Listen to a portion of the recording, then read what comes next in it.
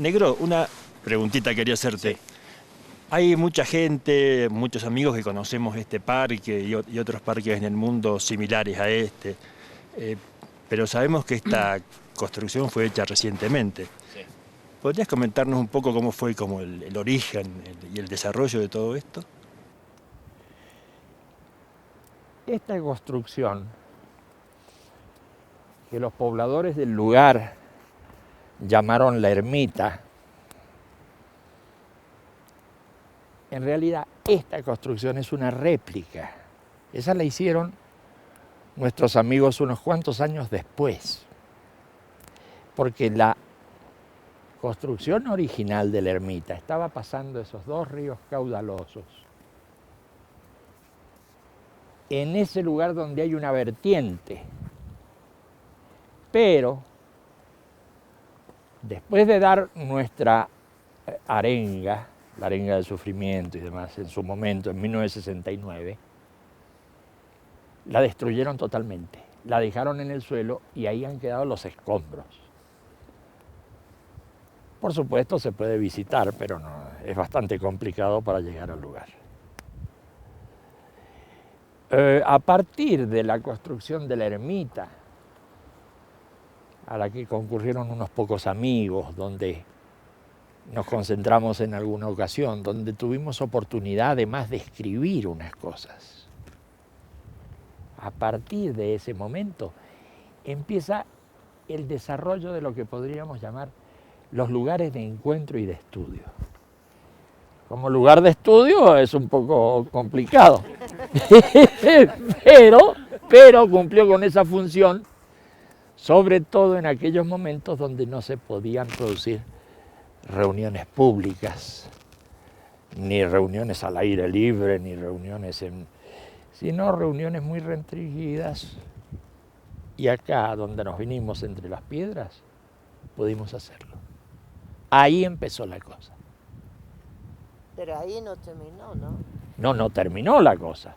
Ahí empezó la cosa de las construcciones. Pero después de los desastres que produjeron con nosotros, nos fuimos al norte de este país, al límite con Bolivia, a la selva,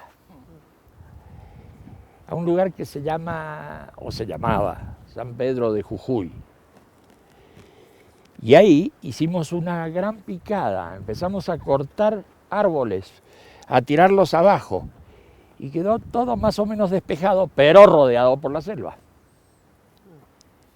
Ahí construimos una casa, pero no ya de piedra como esta ermita, sino una casa de troncos de árboles, porque era un lugar selvático.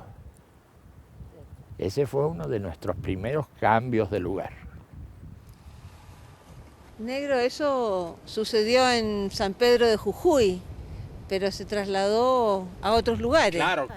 Si nos habían dejado en el suelo también la casa de troncos, ametrallado. Claro, después que quedó en el suelo la casa de troncos, nos fuimos a otro lugar también en el norte, un lugar conocido como Yala, donde construimos otra casa, pero era una casa ya de madera y piedra, una casa grande, importante, y también tuvimos que abandonar el lugar. Entonces buscamos el centro del país, pues ya nos habíamos metido en las montañas, habíamos ido a la selva, entonces ahora buscamos un lugar llano, plano, el centro del país, en Córdoba, donde instalamos un centro de trabajo.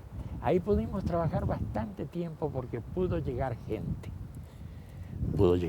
Pudimos hacer intercambio, pudimos hablar entre nosotros, comprobar muchas cosas que queríamos comprobar, y eso terminó al final, después de los trabajos, terminó también mal.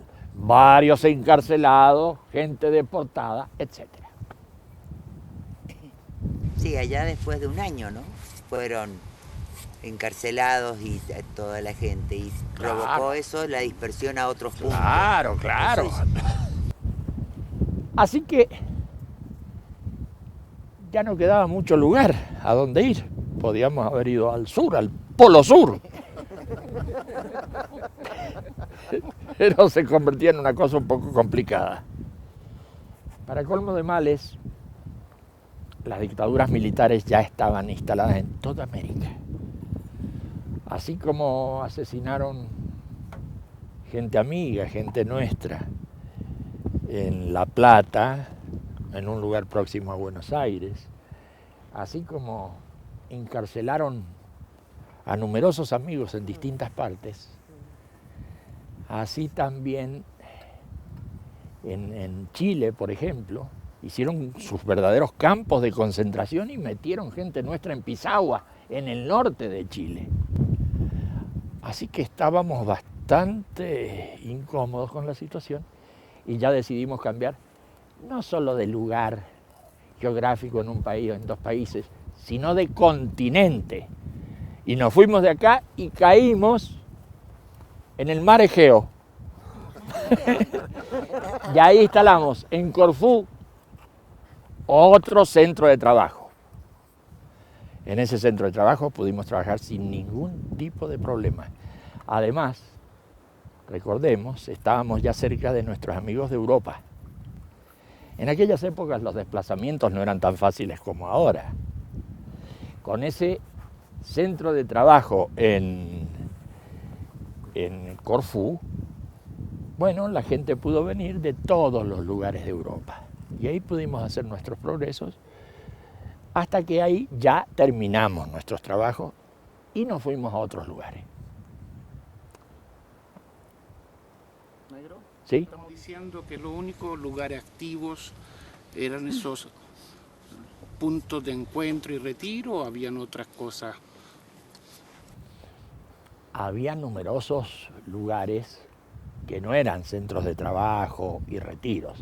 Acuérdate que había locales de todo tipo. Teníamos instalaciones a la calle, hacíamos relaciones públicas, hacíamos actividades políticas, sociales de distinto tipo. Pero ahora estamos hablando de los lugares en donde se hacían estudios y se hacían trabajos, se hacían retiros. Y la gente se capacitaba, y la gente discutía, y la gente entendía. Mucha gente participaba, pero más periféricamente en esas otras actividades.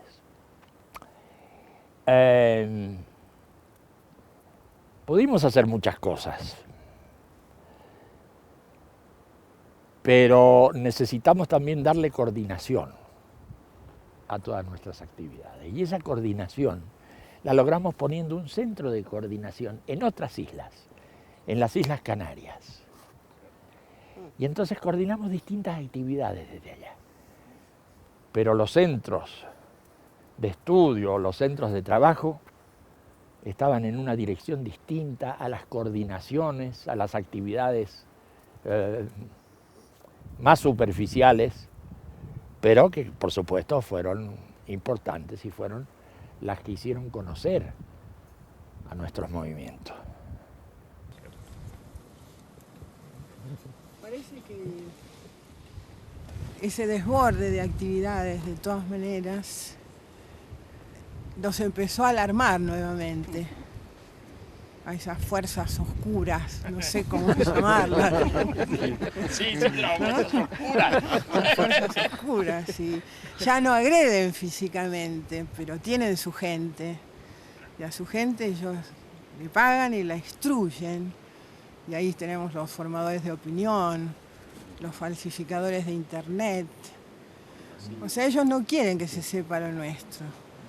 Deforman nuestras actividades, nos impiden hacer circular información correcta, prohíben nuestros libros, no quieren que se lean nuestros libros. Y que no se sepa. Que no se sepa. Ese es el tema. Que no se sepa. Es una consigna, como si tuvieran una consigna. Que no se sepa. Y eso explica. Y si se sabe, que se sepa deformado. Que se sepa deformado, exactamente. Eso explica la desinformación que hay alrededor nuestro, la gran desinformación que hay alrededor de todo lo que nosotros hacemos, me parece. En materia de desinformación y de todo ese tipo de cosas, después que desapareció la agresión física sobre todo en América Latina. Hubo pequeñas agresiones, pero nada ya sin relevancia. Nos quemaron, qué sé yo, nos incendiaron 2 locales en Francia, nos rompieron los cristales de muchos locales en España, en Alemania. No, en Egipto fue ahora más recientemente ya una agresión a través de los medios de prensa y de todo aquello, pero como digo, no hubo, que yo sepa, agresiones físicas tan diversas como las de aquel momento. Así que así fue continuando ese asunto, Alicia, de las agresiones y de otra forma de moverse, que era el moverse con el que no se sepa, y con el ocultamiento y la liquidación de libros, en fin.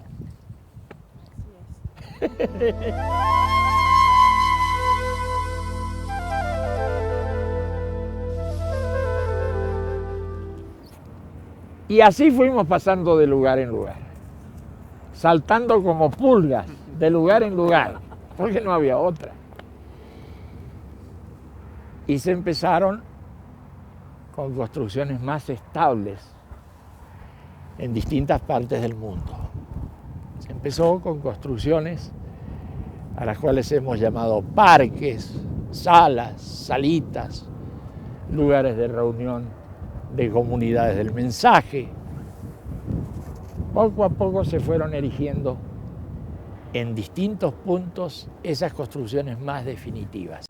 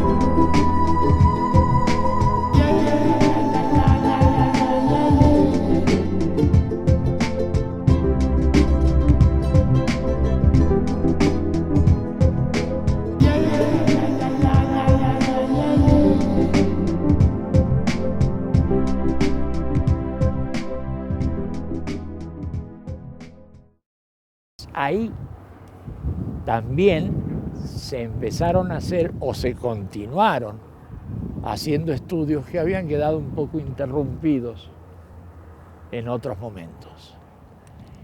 Ahí está el germen de lo que llamamos los trabajos de escuela, que son trabajos sumamente complicados, elaborados, muy elaborados, pero esos lugares que se han comenzado ya a habilitar desde hace unos 4 años, siguen adelante y ya no paran, porque esos están en toda América Latina, en Norteamérica, en Europa, en Asia, en África.